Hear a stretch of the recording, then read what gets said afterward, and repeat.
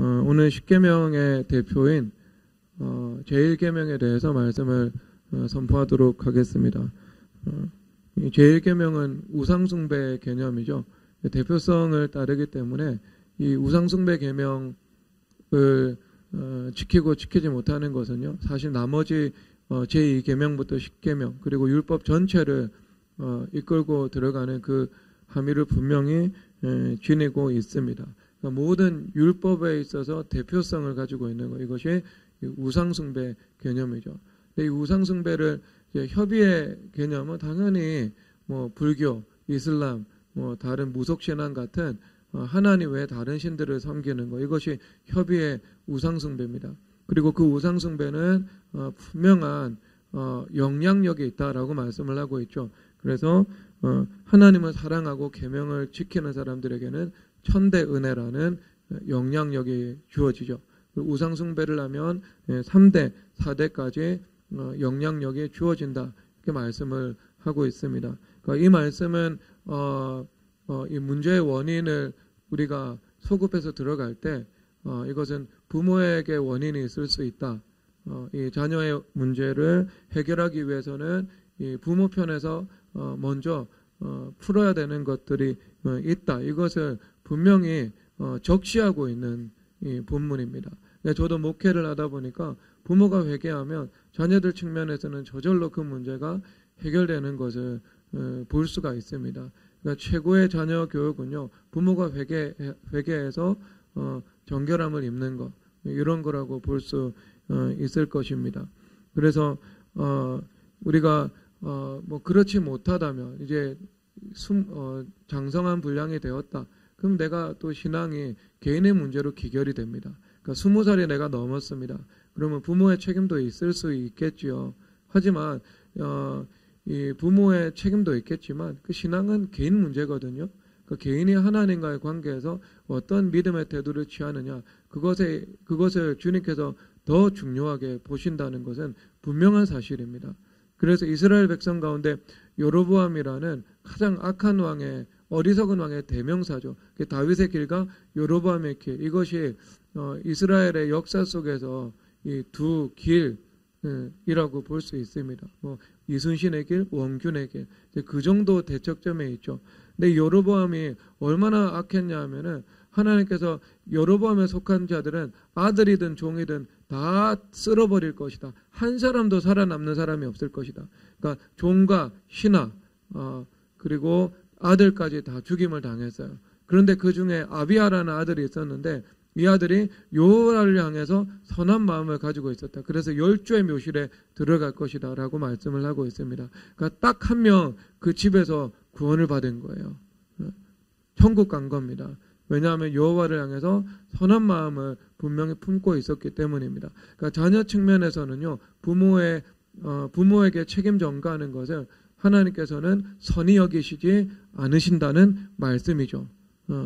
그 믿음이 주님 앞에 어떻게 스탠스를 취하느냐에 따라서 극과 극으로 나누어질 정도로 그 인생이 달라질 수 있음을 말씀하고 있습니다. 그러니까 내가 지금 하고 있는 그 작은 신앙의 선택이요, 한 10년 정도는 사실상 결정한다고 봐야 됩니다. 여러분, 신앙의 하나의 결단은요, 그 이후에 10년의 인생을 여러분 결정해 버립니다.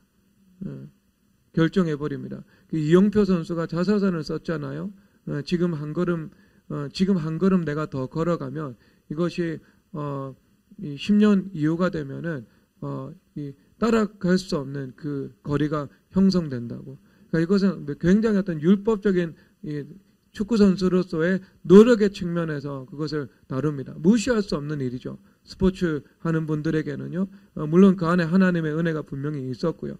하지만 그 영적인 그 메시지는요, 분명한 거예요. 분명한 거예요. 내가 지금 주님 앞에 취하는 그 믿음의 태도가 그 이후에 10년이 지나면은요, 분명히 그 열매와 결과는 드러나기 시작합니다. 그래서 세상이 알고요, 이웃이 알고요, 모두가 알게 되는 것입니다. 주님 앞에 잘 내가 이 믿음의 길을 선택하셔야 되지 않겠습니까?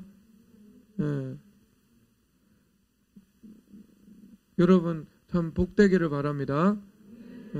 지혜롭게 선택하세요. 지혜롭게. 10년 이후에 좋은 것을 내가 선택해야 돼요. 제가 좀 이거 다 아시는 이야기잖아요. 마시멜로 이야기. 그래서 마시멜로가 있는데 그것을 오늘 먹지 말고 내일 먹으라 라고 했을 때 오늘 먹은 아이들과 내일 먹은 아이들, 그래서 내일 먹은 아이들이 훨씬 더 인생이 비교할 수 없을 정도로 복되었다, 세상적으로 성공했다, 이렇게 말씀을 하고 있잖아요. 그러니까 이것이 사실 우상숭배 말씀에 대해서 아주 한 부분을 차지하는 말씀이죠.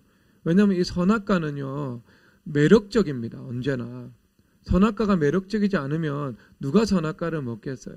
원수마귀가 바보예요? 고등 이 지성을 가지고 있는 피조물인데 원수마귀들이요 우리보다 더 똑똑한 면이 있어요. 그리고 6,000년 동안에 그 인류를 유혹했던 그들만의 악의 경륜이 있잖아요. 사람을 어떻게 흔들 수 있는지, 어떻게 이 사람을 무너뜨릴 수 있는지 원수마귀는 우리의 조상의 DNA부터 시작해서 알고 있기 때문에요. 너무나도 잘 알고 있어요. 그래서 너무나도 분명한 것을 가지고 우리를 시험하려고 하지 않겠죠. 그 하수들이라 하는 그 중에서도 하수들이 하는 거고요. 그렇지 않습니다, 여러분. 보암직도 하고 먹음직도 하고 지혜롭게 할 만큼 탐스럽기도 한 나무인지라 말씀하고 있잖아요. 선악과는 매력적인 겁니다. 그래서 언제나 매력적인 것을 가지고 와가지고요 우리의 믿음을 시험하는 거죠. 그럴 때 내가 하나님의 그 말씀을 내가 따르면서 하나님을 섬기느냐, 아니면 하나님의 말씀을 깨트리면서 내가 스스로 하나님이 되고 내가 스스로 성각을 아는 지식을 가지게 되고 그래서 나를 유혹한 원수마귀들을 하나님의 위치에 올려놓는 그 우상 숭배를 선택하느냐, 이것이 거기서 이제 나누어지는 거죠. 그러니까 우리가 그 미혹을 잘 분별하고 그 매력적인 선악과를 우리가 거부해야 되는 거예요. 매력적인 선악과를 선택하면 그것은 내 인생을 파괴로 이끌어 갑니다. 하나님께서 주시는 복을 받을 수 없게 됩니다. 그런데 매력적인 이 선악과를 내가 선악과 앞에서 자기 부인을 하잖아요. 그러면 하나님께서 주시는 복을 받게 됩니다. 아시겠죠? 그래서 그 용기와 구원이라는 기독교 영화가 있습니다. 알렉스 캔드릭 감독이라는 목사님께서 이 기독교 영화를 많이 만들었거든요. 근데 이 좋은 작품이에요. 은혜가 있어요. 그 작품을 보면은 김의진 자매 빼고 다 은혜를 받습니다. 김의진 자매는 아주 영어 대사의 디테일을 보기 때문에요. 아마추어적인 연기에 이 닭살 돋는다 그러더라고요. 근데 우리는 그걸 모르니까 우리는 너무 은혜스러워요. 그러니까 네이티브가 안 좋은 게 있어요. 근데 그 영화는 진짜 잘 만든 영화거든요. 워름 감독이에요. 근데 한 히스패닉 계통의 한 가난한 남자가 나옵니다. 렌트비를 근근히 내면서요. 이제 렌트비를 못 내면은 처자식과 함께 노숙인이 될 수 있는 그런 상황에 있습니다. 그럴 때 그 이 믿음의 친구가 이 공장 같아요. 한 공장에 소개시켜줘서 직원으로 취업을 하게 됩니다. 그러니까 안정적인 월 소득이 주어지게 되었죠. 가난하지만 이제 처자식은 먹여 살릴 수 있고 집 렌트비를 낼 수 있는 그런 여건이 마련되었습니다. 열심히 일을 하고 있는데 그 회사의 대표와 책임자가 불렀어요. 그러면서 내가 너에게 매니저 자리를 주겠다라고 약속한 겁니다. 얼마나 기쁘겠어요. 월급도 올라가고 그리고 확고한 정규직이 될 수 있고. 그런데 하나의 조건을 줍니다. 여기 15박스라고 적혀 있는 것을 20박스로 이렇게 적으라. 이런 유의 지시를 내립니다. 그러면 너는 우리의 팀에 대해서 함께 일할 수 있을 것이고, 그리고 지금 이것을 수정하지 않으면은 너는 우리 회사에서 나가야 된다. 그러니까 여러분 얼마나 이 고통스럽겠어요. 그리고 집에 가서 아내한테 말하는데 그때 아내는 그 본능적으로 경제적인 것들을 먼저 생각하잖아요. 살림 사는 사람이니까. 그러니까 그냥 타협하고 그 줬고 매니저 수락하라라고 하는 그 뉘앙스의 그 말은 하지 않지만 그런 분위기가 풍겨 나옵니다. 그게 어떻게 풍겨 나오냐면은 당신 지금 직장에서 해고당하면 우리 렌트비 못 내고 그 다음에 이 집에서 쫓겨나야 된다. 그렇게 이야기를 하죠. 차마 신앙 양심이 있으니까 거짓말하라고 말은 못 하고요. 그런데 그 다음날 이제 찾아가서 그가 고통 가운데 이야기를 합니다. 나는 하나님을 섬기는 사람이기 때문에 이 제안을 받아들일 수가 없습니다. 그러면서 머리를 이제 쥐어뜯고 있죠.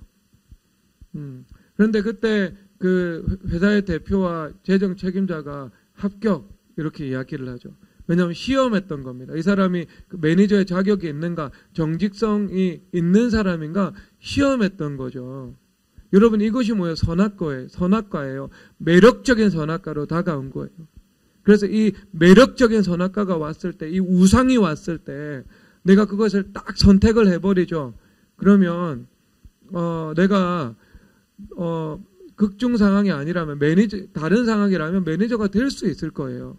하지만 매니저가 되지만 그것하고 비교할 수 없을 정도로 많은 것을 내가 잃어버리게 되겠죠. 가장 크게 잃어버리는 것은요, 하나님과 나 사이의 신뢰관계를 잃어버리게 됩니다. 왜냐하면 하나님께서는요, 복을 주시기 이전에 먼저 저울에 달아보시거든요. 복을 받기에 합당한가, 내가 재물을 감당하기에 합당한가, 그 직분의 자리에 합당한가. 주님께서 한번 시험해 보시거든요. 말씀을 지키는지 지키지 않는지, 매력적인 선악과를 주면서 그 선악과를 선택하는지, 선악과 앞에서 자기 부인할 수 있는지. 당연히 하나님께서 그것을 확인해 보시고 주님께서 일을 맡기시지 않겠어요? 그렇잖아요. 하나님께서 요셉을 총리 직분 주님께서 주시기 전에 하나님께서 그 매력적인 선악과를 주님께서 주시잖아요. 그래서 이 보디발의 아내를 통해 가지고요, 그 음란으로 주님께서 시험하시는 겁니다. 그래서 그 매력적인 선악과 앞에서 내가 자기를 부인했죠. 감옥 가는 것까지 감수하면서 자기가 하나님의 말씀을 순종하는 것을 선택한 겁니다. 그리고 나서 2년 있다가 총리로 가는 이 고속도로가 확 이 톨게이트가 열려버리게 된 것이지요. 하나님께서 언제나 그거 하십니다. 근데 그 시험 때 통과하지 못하면은요, 영원한 꽈락이에요. 여러분들에게 약속은 없습니다. 안식의 땅은 없습니다. 가나안은 없어요. 광야에서 죽는 겁니다. 광야에서 이스라엘 백성들 많이 죽었어요, 여러분. 광야에서 한 세대가 전멸했습니다. 2사람 빼고요. 자기의 죄 때문에 안식을 경험하지 못한 거죠. 광야에서 끝나는 예수님 믿는 사람들 허다합니다. 모든 사람들이 약속을 받지 않아요. 모든 사람들이 그 가나안의 안식을 누리지 않습니다, 여러분. 하나님께서 그 광야의 시험대를 통과하시고 난 다음에야 하나님께서 확인해 보시고 그 믿음의 시험을 통과한 사람들이 들어갈 수 있는 땅이 가나안 땅입니다. 그리고 그 다음 세대라고 해가지고요, 모두 가나안 땅에 들어간 것 아니에요. 그 이전 세대가 다 죽었어요. 이제 가나안 입성을 준비하고 있습니다. 그런데 그 세대도요, 여러 가지 몇 번의 시험이 왔는데요. 뭐 바알볼의 시험, 시험, 그 다음에 여리고성의 그 시험 왔는데요. 그 시험 때 앞에서 통과하지 못해가지고요, 죽은 사람도 많이 있습니다. 수만 명이 있습니다. 성경의 기록에 의하면은요. 그러니까 모든 사람들이 그냥 성전과 함께 내가 공동체적인 삶을 영위한다고 해가지고요, 안식에 들어간 거 아닙니다. 주님 시험해 보신다고요. 시험. 그럴 때 이 매력적인 선악과로 다가온 것에 대해서 내가 자기를 부인하고 하나님의 말씀을 선택하고 내가 지금 희생이나 손해를 감수할 수 있는 믿음의 눈이 있어야 되는 겁니다. 그래서 만약에 여러분 그 직장 사장이 나쁜 사람이라서 진짜 잘렸습니다. 그러면 잘렸으면 집에 가서 부인하고 2박 3일 정도 고통의 시간을 보내겠죠. 울겠죠. 면목이 없겠죠. 가장으로서. 스트레스 엄청 받겠죠. 근데 여러분 저 장담합니다. 장담하는데요. 하나님께서 그 직장보다 더 좋은 직장 주십니다. 더 좋은 직장 주시기 위해서 주님께서 시험해 보신 거예요. 그것은요. 여러분 기독교는요. 잃어서 얻는 종교예요.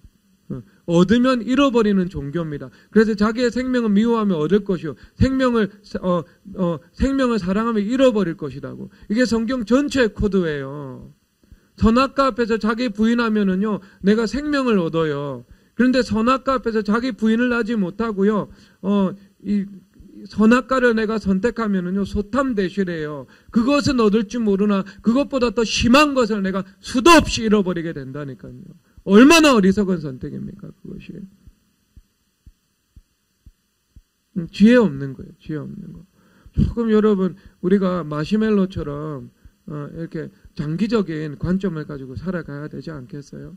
지금 좋은 것이 아니라 나중에 좋은 것을 선택해야 되죠. 그렇죠, 여러분? 그러니까 그 우상숭배의 문제, 참 우리 주님 앞에서 참 이건 근본적인 문제고 기초적인 문제예요. 근본적인 문제. 그리고 선악과는요, 그 우상숭배가 아주 고도로 어떤 세련되고 종교화된 그런 원수마귀의 그 시험으로 찾아오게 되는 것입니다. 그럴 때 내가 주님 앞에 분별을 하고요. 아, 이것은 선악과구나. 내가 이것은 자기 부인해야 되겠구나. 그래야지 내가 그 다음 단계로 나아갈 수 있고 하나님과 신뢰관계가 형성이 되어서 주님께서 나를 신뢰하시고 나에게 무언가를 맡기실 수 있으시겠구나 라는 것입니다. 아시겠죠? 주님께서 여러분 사랑하시지만 모든 사람을 믿으시지는 않아요. 모두 사랑하시지만 모든 사람을 기뻐하시지는 않아요. 성경에 보면 나와 있잖아요. 그렇죠? 성경에 있는 모든 예수님 믿었던 사람들, 모든 언약 백성들이 다 하나님께서 기뻐하셨거나 다 하나님께서 신뢰를 주신 것은 아니었어요. 그래서 성경에서 이스라엘 백성들 가운데 함께 신앙생활을 하고 있는 사람임에도 불구하고요. 너희들 신실하지 못한 자들을 절대로 의뢰하지 말라. 그것은 위골된 발과 같아. 이렇게 주님께서 말씀하고 있잖아요. 신뢰할 만한 사람인지 신뢰해서는 안 되는 사람인지 분명히 점검하고 너희들이 그것을 살펴가지고 이 사람과 함께 할 것인지 동역할 것인지 아니면 멀리 할 것인지 그것을 판단하라. 주님께서 말씀하고 계시잖아요. 그 사람들이 다 언약 백성 사이에 있는 사람들인데 좌라가도 우로가도요 언약 백성이에요. 유대인들이에요. 그 사람을 향해서 주님께서 말씀을 주고 계시잖아요. 교회 안에 있는 사람인데요.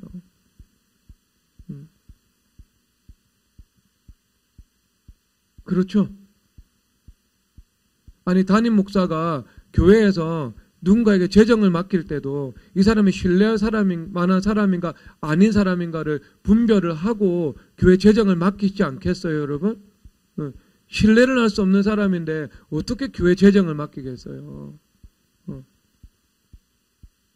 신뢰한다고 해서 재정 다 맡기는 건 아니지만 신뢰 안 하는데 재정을 맡기면 큰일 나죠. 얼마나 중요한 일들인데요.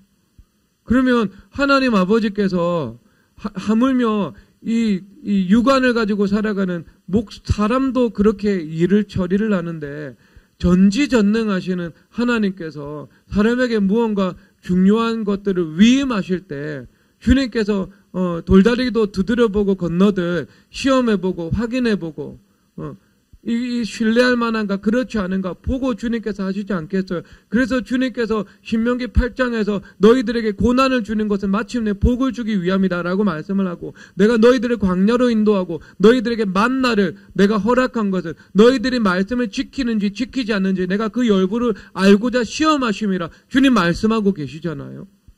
주님 그런 분이십니다. 함부로 맡기지 않으세요, 주님께서. 그러니까 시험에서 꽈락했다 그럼 또 시험 찾아옵니다. 그럼 분명해요, 여러분. 성공한 시험은요, 다시 찾아오지 않아. 성공한 시험은 다시 볼 필요가 없습니다.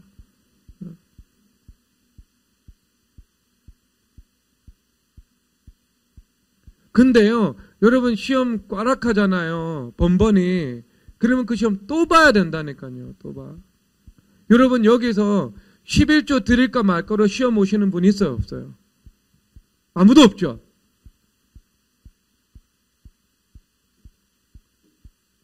없잖아, 여기. 아무도 없을 거예요. 왜? 내가 그 시험은, 이 시험에, 그거는 내가 극복한 일이니까. 처음부터 내 돈 아니라고 생각하니까. 그 시험 다시 안 와요. 그런데 그 시험 여러분 극복 못 하잖아요. 그러면 그 시험 계속 옵니다. 병원비로 내고, 그 다음에 주차 위반 딱지로 내고, 전대구멍이 장기적으로 뚫려가지고, 열심히 고생했는데 왜 이렇게 결과가 안 좋지라는 최종적인 열매가 나타나고. 진짜 그렇다니까요. 근데 이미 그거 시험 안 돼. 그 극복한 사람들은. 주일 성수 할까 말까 이거 가지고 여러분 시험 된 사람 있어요? 없어요? 안 들었죠? 왜? 당연히 주일은 주님 앞에 드리는 날로 내 인생에서 다추로 고정되어 있으니까요. 그런 시험은 더 이상 오지 않아요. 그런데 반복적으로 내가 넘어지고 반복적으로 실패하고 반복적으로 선악과 우상을 선택하는 것.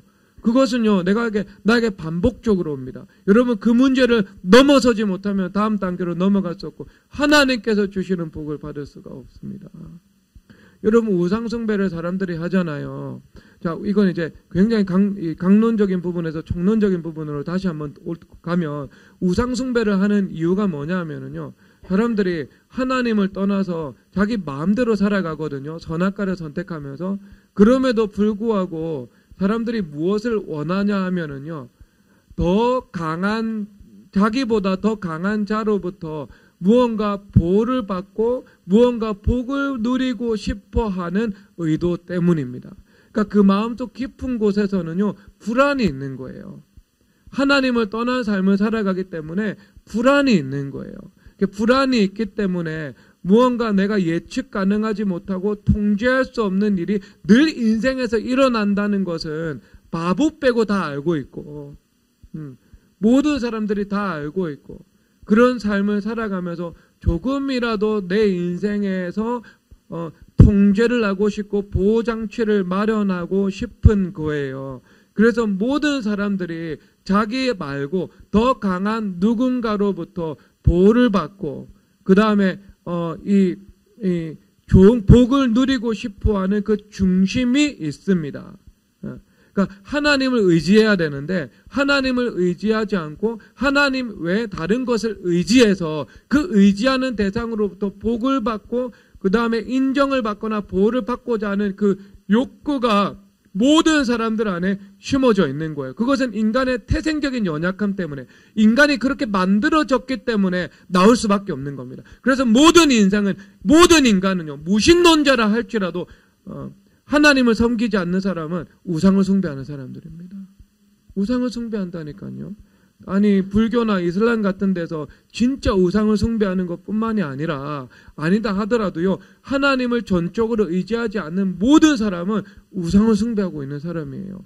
왜냐하면 모든 사람이 자기의 태생적인 연약함이 있고요. 그렇기 때문에 의지할 대상을 구하고 찾는 중심이 있다니까요, 모든 사람들이. 그래요, 여러분. 그래서 여러분, 저기 예를 들어서 세상에서 뭐 돈이 있고 좀 아니면 정보가 있고 그 다음에 무언가 수완이 있는 사람들 한번 보세요. 그런데 그런 사람들이 뭘 하려고 그래요? 줄대기 하잖아요. 자꾸 대법관한테 줄대고 청와대 실세한테 줄대고 지역구 국회의원한테 줄대고. 그런데 검찰 수사 들어오면 다 모른 척하고, 검찰 수사 들어오면 다 모른 척하는 게 세상의 이치인데, 그럼에도 불구하고 그 사람들에게 줄을 대려고 하잖아요. 대장동 사건 보면, 그래서 그 사람이 마치 내가 삶의 위기에 있을 때 저 사람이 나를 보호해주고 나에게 안정장치가 되어줄 거라고 생각을 하고 있잖아요. 그런데 막상 일 터지고 나면 나 모른 척 하잖아. 만난 적 없다. 연락한 적 없다. 지나가다가 사진 찍었다. 다 그러잖아요. 여러분, 그러면 청와대 실세나 대통령쯤 되면은요, 이제 최고 권력자고 모든 정보를 틀어지고 있고, 그렇기 때문에 내가 두려움이 없고 무언가 의지할 대상을 의지할 대상이 필요 없는가? 절대 아니에요. 그런 존재들도요, 의지할 대상을 필요로 해요. 그거 어떤 거예요? 세조, 지지 세조. 세력화된 어떤 이 사람들의 층이죠, 층. 그래서 그들의 감성이나 아니면 그들의 성향이나 아니면 그들의 기호와 취향이나 그것에 호소해서 그것으로부터 내가 보호를 받으려고 하는 게 청와대 실세나 아니면 정치인들이나 대통령 권력자들의 모습 아니겠어요, 여러분? 그러면 세상에서 가장 힘이 있고 정보가 있다는 사람들도요, 뭐예요? 무언가 의지할 대상 찾잖아. 그렇죠? 의지할 대상 찾잖아요. 그 사람이 다 의지할 대상 찾는다니까요. 이게 사람의 본질이에요. 모든 사람. 다 가지고 있어요. 여러분, 그러면 교회 안에는 그런 사람들이 없을까요? 있습니다. 제가 유튜브를 잘 안 보지만 유튜브를 한번 보다가 야, 교회 안에 이런 충격적인 건 아니죠. 늘 알고 있었는데 인본주의적인 사고가 있더라고요. 예를 들어 그런 거예요. 여러분, 장로님들이 교회에서 임직을 받잖아요. 그러면 임직을 받을 때 하나님 앞에 예물을 드립니다. 예물을. 왜 예물을 드리냐면 하나님 앞에 그리스도의 몸된 교회에서 주님께서 귀한 직분을 허락해 주신 것에 대해서 감사해서 주님 앞에 예물을 드려요. 그건 담임 목사도요, 위임 받으면은요, 주님 앞에 예물 드려요. 장로님들도요, 임직 받으면은요, 주님 앞에 예물 드려요. 그런데 뭐 그런 내용들이 있더라고요. 아, 장로님들이 교회에서 임직 받으면 교회에서 열심히 일하는데 교회에서 오히려 돈을 받아야 되는 거 아니냐고. 선물을. 여러분, 교회가 세상조직입니까? 세상조직은요, 기본 테이크 사고방식에 의해서 돌아가는 거잖아요. 근데 교회는 예수님께서 주인 되신 곳이고요. 그리스도의 몸이고요. 그리고 내가 교회를 섬기는 것을 통해 가지고요. 하나님의 나라를 섬기는 거 아니겠어요? 내가 예수님을 섬길 수 있는 복을 얻은 거예요. 그래서 다윗이 뭐라고 하냐면요. 다윗이 여러분, 여기는 모든 사람들보다 더 수고하고 고생해서 돈 번 분입니다. 여러분, 칼 차고 나가가지고 용병에서 돈 벌고 오신 분이 있어요? 콘스탄티노플 함나 해가지고요. 그 이탈리아 제노바에서 유명한 공성정 전문가가 거기 가가지고요. 돈 받고 싸우더라고요. 돈 받고. 최고의 공성정 전문가입니다. 근데 결국 함락당했어요. 죽었어요, 그분은요. 여기서 용병 뛰어가지고요. 돈 벌어서 헌금하는 분이 있어요. 아무도 없죠. 옆에서 죽어나가고 사람들. 근데 여러분, 다윗은요, 전쟁에서 돈 벌었어요. 직업이 군인이었어요. 피땀 흘려서 돈 번 거예요, 진짜. 근데 그가 주님 앞에 예물 드릴 때 주님, 제가 피땀 흘려서 본 돈을 주님 앞에 드립니다 라고 말한 적이 없어요. 내가 무엇이간데 하나님 앞에 드릴 힘이 있나이까? 내가 무엇이간데 주님 앞에 이렇게 드릴 수 있나이까? 라고 하면서 주님 앞에 드려요. 그래서 여러분, 다윗이 드린 예물로 예루살렘 성전 세웠어요. 성전 운영했어요. 다윗은요, 성전에서 하나도 취한 바가 없어요.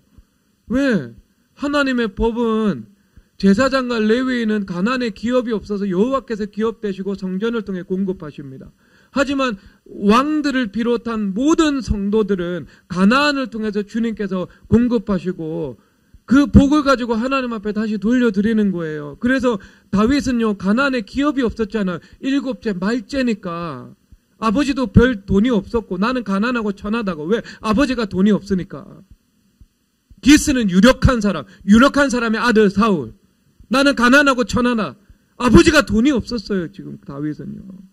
그러니까 땅에서 농사 지어가지고 주님 앞에 드릴 게 없는 거예요. 그러니까 열심히 정복전쟁 해가지고요, 전리품 획득해서 그거 주님 앞에 드렸어요.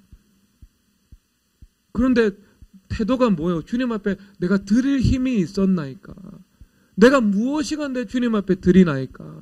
여러분, 이 태도 아니겠어요? 왕이? 그렇죠. 그거 자체가 하나님 앞에 은혜예요. 주님 앞에 내가 장로 임직 받는 게 은혜고 담임 목사 위임되는 게 은혜고요. 주님 앞에 드릴 수 있는 게 은혜예요. 그건 내 것이거든요. 드리는 것만 내 것이거든요. 성경의 관점에서 보면. 안 드린 건 남의 것이에요. 누가복음 15장 보세요. 제물관 나옵니다. 안 드린 건 남의 것, 드린 건 내 것. 왜? 여러분 죽을 때 돈 못 가지고 천국 가잖아요. 그건 내 것 아니에요. 내 자식 것 되던가. 아니면 자식이 관리 못하면 남의 것 되고. 솔로몬이 그거 알았어요. 솔로몬이 자기 자식이 777 못하다는 거 왜 몰랐겠어요? 그러니까 전도서 쓰면서 내가 수고했지만 그 재물을 남겨두지만 그것이 또 그 후에 올 사람이 관리를 못해서 흩어버릴지 모른다. 그런 맥락의 글들이 있다니까요. 주님 앞에 드린 것은요, 내 것대요. 왜? 천국 가서 영원한 상급이 있으니까.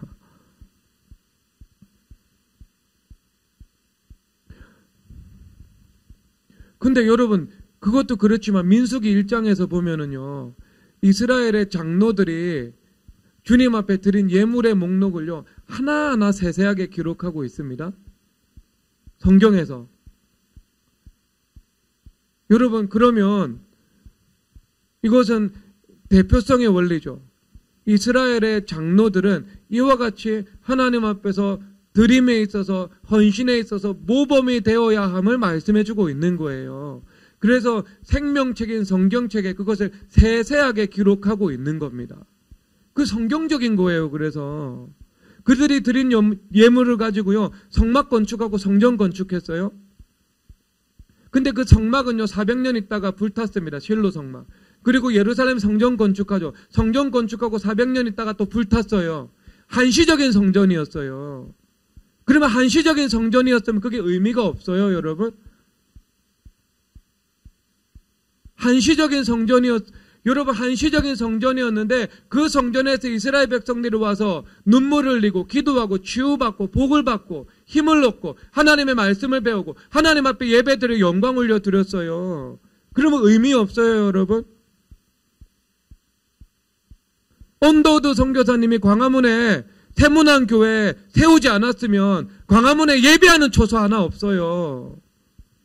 대무만 드리고. 그런데 그 선교사님이 하나님께서 주신 지혜로 그 광화문 요주에 예배당을 건립했잖아요. 100년이 지났음에도 주님 앞에 예배드리고 다음 세대 교육하는 복된 현장이 되는 거 아니에요? 그러면 그게 의미가 없어요? 300년 후에 사라지면 그 언더우드 선교사님의 그 성전 건축이 의미가 없냐고요. 제가 이 말하는 거 여러분들에게 하는 거 아니에요. 목사님 왜 저희들한테 그러세요? 절대 안 해요. 지금 한국 교회를 향해서 말하고 있는 거예요, 지금. 인본주의적인 썩어 빠진 사고방식.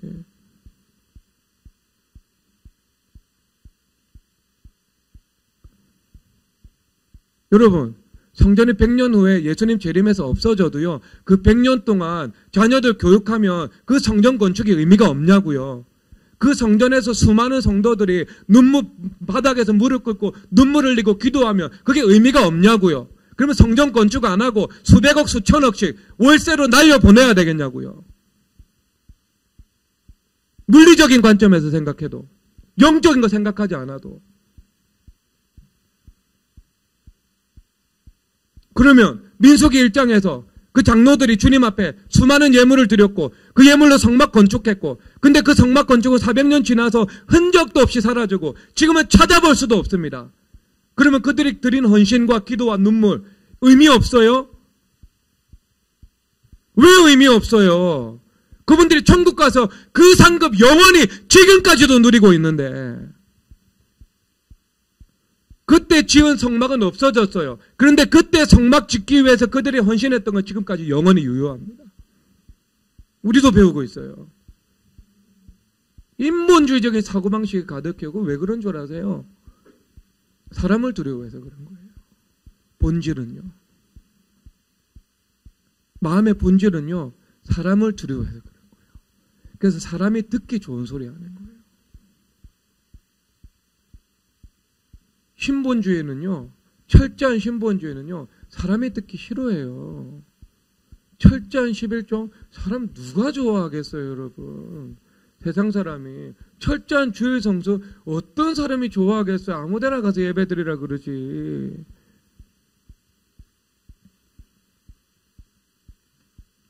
신본주의는요. 인본주의하고요. 대척점에 서 있습니다. 모든 사람들이 너희를 칭찬하면 너희들에게 화가 있을 거다고 말했습니다. 거짓 선지자의 증거라고요. 참 선지자 하잖아요. 그러면 철저한 하나님 중심이 될 수밖에 없고요. 신본주의는 인본주의의 반대를 받을 수밖에 없습니다. 영과 육은 충돌합니다. 왜 그런 줄 아세요, 여러분? 사람을 두려워해서 그런 거예요. 사람을 두려워하면은요, 올무에 걸립니다. 올무. 인본주의의 영에 사로잡혀 버리는 거예요. 여러분 그게 왜 그러냐면 사람을 우상숭배하는 거예요. 사람을 우상숭배하는 거예요. 여러분 하나님 말씀을 좀 보도록 할게요. 이사야서 역대하 16장 펼쳐보도록 하겠습니다.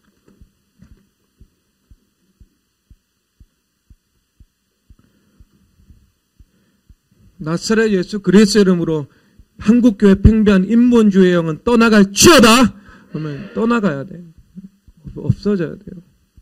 옛날 우리 믿음의 선조들 그렇게 안 가르치셨어요.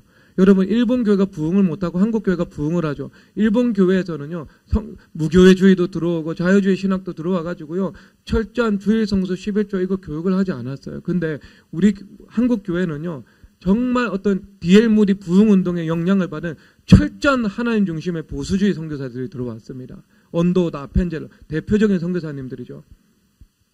이분들이 들어와가지고요 한국의 선교 정책을요 세웠는데요. 그걸 이제 메비우스 선교 정책이라고 하는데 세 가지입니다. 자립, 자치, 자전입니다. 세 가지예요. 그 성도들에게 철저한 주일 성, 본교의 주일 성수, 그 다음에 철저한 11조를 가르쳤어요. 그 성도들에게. 그분들 돈이 얼마나 많았겠어요. 그렇죠?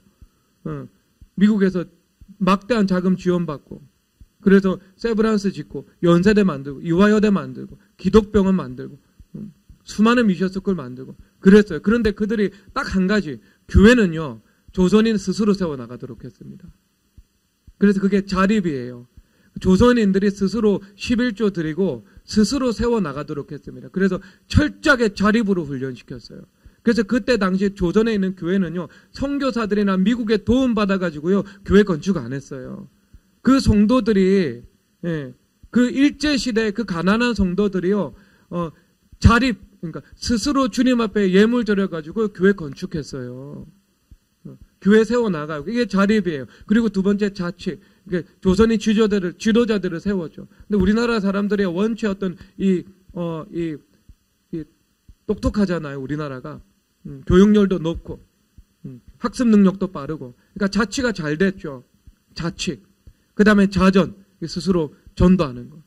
그러니까 조선인 스스로 다 하게 했습니다. 여러분 그 전통이 지금까지 내려온 거예요. 그래서 한국교회는 부흥했어요. 근데 자유주의가 있었던 일본은요 교회가 아직까지도 11조 못해요. 안 해요.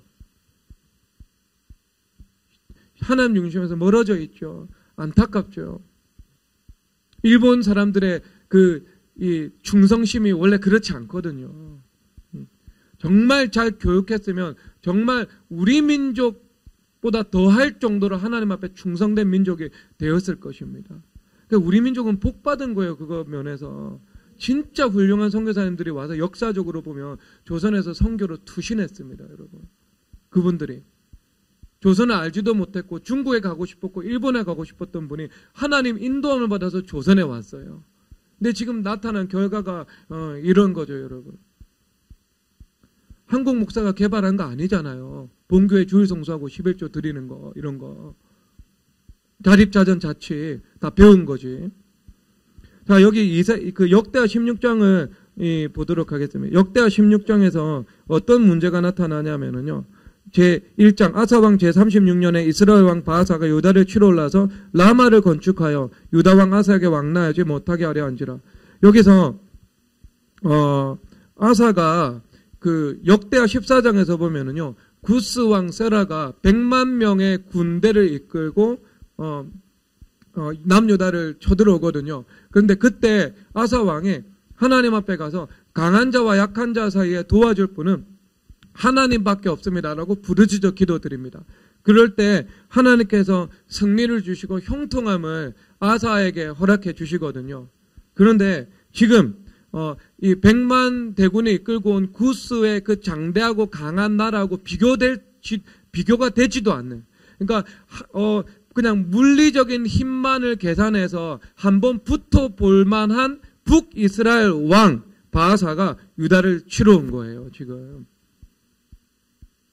그러니까 얼마든지 이것은 뭐 그냥 물리적으로도 힘과 힘으로도 싸워볼 만한 대상인데요. 어떻게 그가 선택을 하냐 하면 2절에서 아사가 여호와의 전곡간과 왕궁곡간에 은금을 내어다가 다메섹에 사는 아람 왕 벤하닷에게 보내며 이르되 라고 이야기를 하고 있습니다. 아람 왕, 북이스라엘의 북쪽에 있었던 지금 시리아 다마스커스죠. 그 아람 왕 벤하닷에게 왕궁과 그리고 성전의 모든 은금을 보내어 가지고요, 구원을 요청하는 것입니다. 그러니까 누구를 의지하는 마음이 있었죠? 하나님을 의지하는 마음이 있었던 것이 아니고요, 하나님이 아닌 아람 왕 바하사라는 더 강한 존재의 도움을 받고자 하는 마음이 있었던 겁니다. 똑같은 이게 우상숭배죠. 우상숭배가 그렇잖아요. 나보다 더 강한 존재로부터 보호를 받고 도움을 얻고 그리고 복을 받고자 하는 그 의지하는 마음이잖아요. 그리고 그 근거에는 믿음이 아니라 불안이 있는 것이고요. 이것이 믿음에서 나온 동맹이 아닌 거죠, 지금. 불안에서 나온 것이고요. 그리고 우상숭배한 것입니다. 그러니까 불안하면 하나님을 의지하고 기도해야 되는데 히스기야처럼 하나님을 의지하고 기도한 것이 아니고요, 아람 왕 벤하닷을 의지한 것입니다. 이것이 핵심적인 문제였어요. 그래서 이게 선악과가 됐죠. 소기의 목적을 달성했습니다. 그래서 이 북이스라엘 왕 바하사가 떠났어요. 라마를 건축하다가 말고. 더군다나 뭐까지 더불어 얻게 되었냐면요, 경제적인 이득까지도 취하게 되었습니다. 거기에서 쓸 나무와 제목들을 다시 가지고 와가지고요, 공사를 할 수 있는 그 자원으로 삼았거든요. 그러니까 아마 그냥 현실적으로 봤던 사람들은 이것은 정말 탁월한 이게 신의 한 수와 같은 외교 정책이다. 그리고 경제적인 실익까지도 얻었다. 이렇게 사람들이 언론에서 대서특필하면서 아사 왕의 리더십을 칭찬했을 겁니다. 그런데 그때 선견자 그것은 얻은 거죠, 여러분. 그런데 이 얻은 것에 비해서 잃어버린 것은요, 정말 상상을 초월하는 겁니다. 상상을 초월하는 것을 많이 잃어버렸어요. 그래서 7절에서 보면은요, 7절 다 함께 읽겠습니다. 시작. 그때 선견자 하나니가 유다 왕 아사에게 나와서 그에게 이르되 왕이 아람 왕을 의지하고 왕의 하나님 여호와를 의지하지 않았으므로 아람 왕의 군대가 왕의 손에서 벗어났나이다. 자, 여기서 이제 이건 너무 큰 문제예요. 왕이 여호와를 의지하지 않고 아람 왕을 의지하였죠. 그러니까 아람 왕을 내가 사람 우상숭배를 한 거예요. 우상숭배, 하나님 아닌 다른 대상을 의지하고 구원을 요청한 것입니다. 그래서 어떤 일이 나타났는가? 왕의 손에서 아람 왕의 군대가 벗어났다. 이게 최악입니다, 여러분. 왕의 손에 있다. 이 말은요, 통치한다는 것입니다. 그러니까 만물과 교회가 머리라는 이 영적인 질서가 있잖아요. 그러니까 교회가 되어서 만물이 발 아래에 있어서 그 만물을 다스리는 거죠. 그러니까 사람과의 관계면 사람과의 관계를 다스리는 겁니다. 그러니까 그 사람을 내가 완력으로 좌지우지한다 이런 측면의 이야기가 아니고요. 그 사람과의 관계 가운데 원수마귀들이 끼어들지 못하고 하나님께서 바른 위치와 질서를 주시고 그 관계의 양상을 내가 통치해 나갈 수 있고 화목한 관계가 형성되어 있고 그리고 위치와 질서가 바르게 형성되어 있고 그래서 종과 주인이라면 주인은 종을 자랑하고 종은 주인에게 순종하고 공경하는 뭐 그런 바른 위치와 질서 그 관계 이것이 형성된 거 이것이 이제 이 관계 가운데 어떤 하나님의 복이 임하고 있는 것입니다. 통치가 되고 있는 상황이에요. 그런데 그 사람을 의지하기 시작했죠. 그러면 만물, 교회, 머리라는 영적인 구도가 무너지게 되죠. 그래서 교회와 만물이 서로 동일선상에 올라오게 되는 건데요. 그것에 끝나는 것이 아니라 이것은 매이게 되는 거예요. 그 사람에게. 사람을 의지하고 사람을 우상숭배하면 그 사람에게 내가 매이게 되는 거예요. 매이니까 어떻게 해요? 하늘에서도 매이죠. 그 사람을 내가 통치할 수 없게 되는 겁니다. 이 관계를 풀어나갈 수 없게 되는 거죠. 매여 있으니까요. 그래서 어떤 일이 벌어지냐면요. 잠언 29장 5절에서 너희들이 사람을 의지하면 올무에 걸릴 것이다. 그러니까 사람을 의지하면 올무에 걸리게 되는 거죠. 그래서 이게 올무가 되는 거예요. 올무. 그래서 이스라엘 유다와 남유다의 역사 가운데요. 최악의 올무가 아람 왕이었습니다. 아람이었습니다, 여러분. 두고 태생적인 오류가 되어가지고요, 북이스라엘뿐만 아니라 남유다를 끊임없이 고통스럽게 만들고, 괴롭게 만들고, 환란에 빠지게 만드는 일이 되었던 겁니다. 그러니까 원래는 내 발 아래에 있었는데, 내가 그를 우상숭배하고 그를 의지하는 것을 통해 가지고 내 머리 꼭대기 위로 올라가 버린 거예요, 지금. 여러분, 이게 우상입니다, 우상. 우상은요, 내가 다스려야 돼요. 만물, 물질이든 아니면 사람과의 관계든 뭐 무엇이든 만물에 속한 것은 다 교회 발 아래에 있는 것이기 때문에 다스려야 되는데요. 그것이 머리 꼭대기로 올라와 버린 거죠. 영리가 형성된 것입니다. 그래서 통치해야 되는 것을요, 통치하지 못하는 결과가 나타났습니다. 그래서 여러분 여기 9절 한번 읽도록 하겠습니다. 9절 시작. 여호와는 온 땅을 두루 감찰하사 전심으로 자기에게 향하는 자들을 위하여 능력을 베푸시하노니 이는 왕이 망령되어 행하였은즉 이후부터는 왕에게 전쟁이 있으리다. 아멘. 여러분 이후부터 왕의 전쟁이 있다고 말씀하고 있는 거죠. 이건 더 큰 문제 아니겠어요? 이제 끊임없이 이제 너의 삶 속에 평탄이나 형통은 이제 사라졌다. 인생의 굴곡이 만들어졌다. 이제 순적한 삶을 살아가지 못할 것이다. 이제 너의 인생 가운데 끊임없이 이제 전쟁이 나게 될 것이다. 힘들고 험난해질 것이다. 이렇게 말씀하고 있는 겁니다. 이거 뭐 자초한 거예요, 본인이. 자초한 거. 여러분 이런 일이 일어나면 안 되겠죠. 그러니까 여러분 빨리 회개하셔야 돼요. 빨리 주님 앞에 회개하시고 엎드려 주님 앞에 낮은 포복으로 주님 기어가야 돼요, 여러분. 기어가야 돼요, 주님. 하나님 경외해야 된다니까요. 하나님 경외해야 돼요.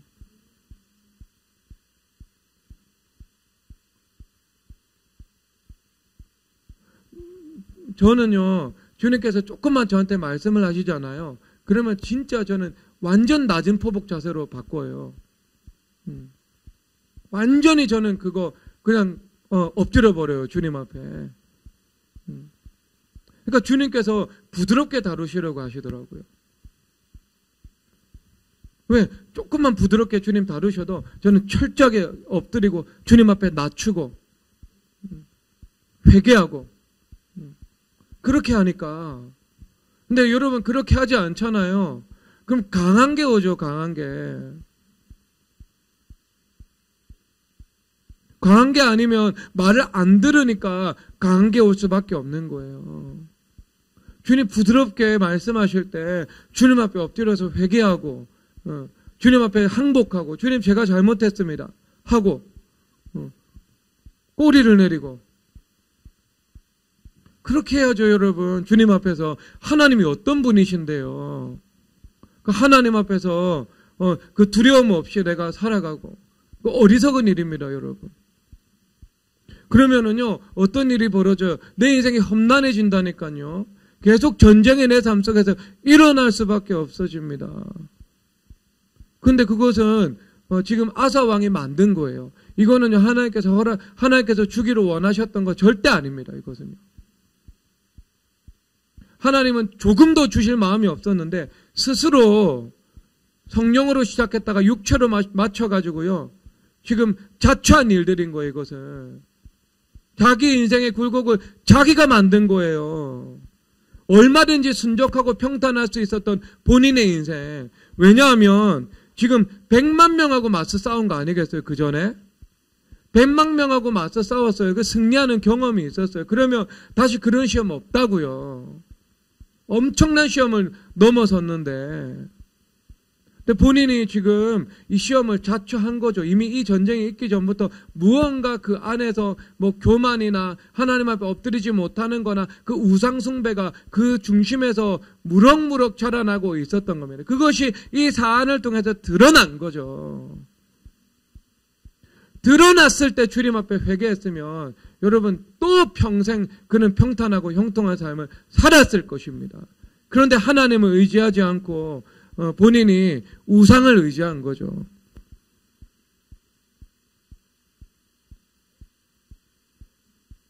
그래서 여기서 끝나지 않았어요, 여러분. 여기서 끝나지 않았고 자 12절 읽도록 하겠습니다. 시작. 아사가 왕이 된 지 39년에 그의 발이 병들어 매우 위독했으나 병이 있을 때 그가 여호와께 구하지 아니하고 의원들에게 구하였더라. 아멘. 여호와께 구하고 의원들에게 구해야 되는데 여호와께 구하지 아니하고 의원들에게 구하였던 것이죠. 그 문제죠. 지금 이것은 여호와께 구하지 않고 의원들에게 구한 거죠. 여호와께 구하면 여호와께서 직접 고쳐주시던가 의원들을 만날 수 있도록 섭리해 주시던가 하는 방법으로 고칠 텐데 여호와께 구하지 아니하고 의원들에게 구한 거예요. 지금. 그러니까 이게 문제가 있는 거예요. 그렇죠? 지금 그러니까 더 가장 심각한 것은요. 그가 발에 병이 든 것입니다. 그래서 아마 발이 병들었다는 것은 아마 하체에 마비가 됐다. 중풍 정도가 왔다. 뭐 이 정도로 봐야 될 겁니다. 발이 병들었으니까. 그러니까 발을 못 쓰게 된 병이니까요. 그러니까 큰 질병이 오게 된 거예요. 지금 우상숭배. 여러분 이 우상숭배가 이렇게 치명적인 결과를 불러일으킵니다. 우상이 머리 꼭대기로 올라가는 거, 내 삶 속에 내 삶이 험난해지는 거, 그리고 죽을 병이 들어버리는 거. 여러분 우상 숭배하면 안 되겠죠. 그리고 이것을 협의의 우상 숭배라면 조금 더 폭을 넓혀서 그 우상이 어떤 것이든 그 우상을 의지하는 삶을 살아가서는 안 되겠지요. 여러분 이것은 어리석은 일입니다. 이사야서 42장 펼쳐보도록 하겠습니다.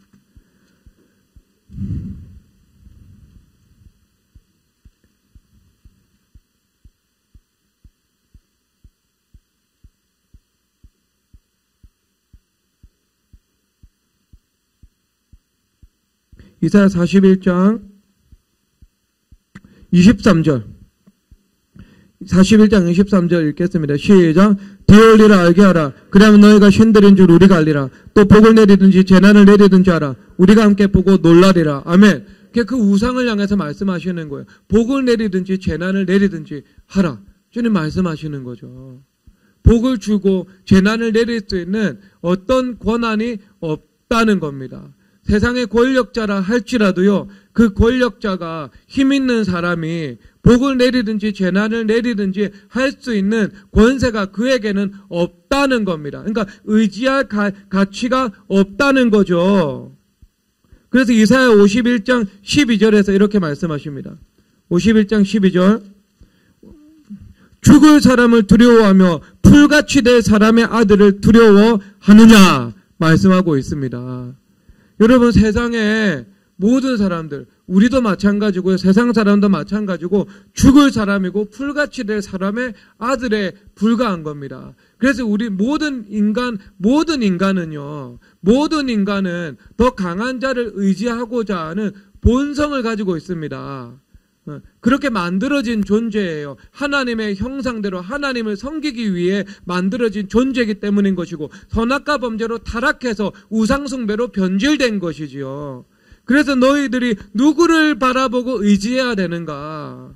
하나님만을 바라보고 의지해야 된다. 주님께서 말씀하시는 겁니다. 그분만이 복을 내리고 재난을 내릴 수 있는 거죠. 즉 이 말씀은 아람왕 벤하닷이든 푸틴이든 시진핑이든 누구든 그 사람은 내가 의지할 대상이 안 된다는 거죠. 그들은 복을 내리든지 재난을 내리든지 할 권위가 없는 사람인 거죠. 그 사람들도 역시 죽을 사람이면서 풀같이 될 사람의 아들, 연약한 사람이라는 거죠. 그들 역시도 불안과 두려움에 노예가 되어서 살아가고 더 강한 존재를 구하는 우상숭배를 하는 인간에 불과하다는 것입니다. 그러니까 누구를 의지하겠어요, 여러분? 푸틴과 시진핑도 연약한 사람이고 두려움과 불안에서 우상을 찾는 사람이라면 그 사람도 의지할 바가 되지 못한다면 우리가 누구를 의지해야 되겠습니까? 사람을 의지하면 사람을 다스리지 못합니다. 사람을 의지하면 사람의 내 머리 꼭대기에 올라갑니다. 사람을 의지하면 그 관계가 풀어지지 않고 매게 됩니다. 모든 우상이 주는 것입니다. 여러분, 사람을 의지하지 마시고 하나님만을 바라보고 의지하시기를 바랍니다. 그래서 선악과, 매력적인 선악과 시험을 여러분 자기 부인으로 거부하시고 언제나 이제 이 시험이나 아니면 자기 부인이나 그곳으로 찾아오는 그 주님의 그 보석갓도 같은 그 부활의 축복을 여러분 선택할 수 있는 그런 복된 믿음의 눈도 함께 여러분 가운데 임하시기를 주 예수 그리스도 이름으로 축복합니다. 찬양하도록 하겠습니다.